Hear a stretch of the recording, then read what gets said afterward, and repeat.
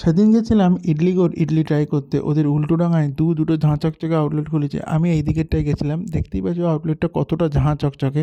তো যাই হোক, ওদের এই ঝাঁ চকচকে মেনু থেকে অর্ডার করেছিলাম ওদের ঘিয়ে ভাজা ইডলিটা। দেখলাম ইডলির ওপর কী সব ছড়িয়ে দিয়েছে। পরে খেয়ে বুঝলাম এটা নারকোল ছিল।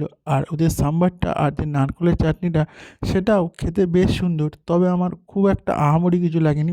মোটামুটি আমার ওভার হাইপড জিনিস লেগেছে।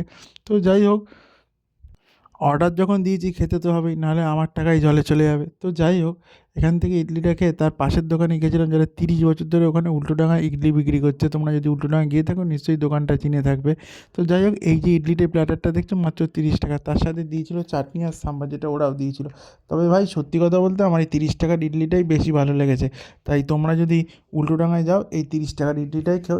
100 টাকা দিয়ে ইডলি খাওয়ার কোনো মানেই হয় না। So tata, bye bye.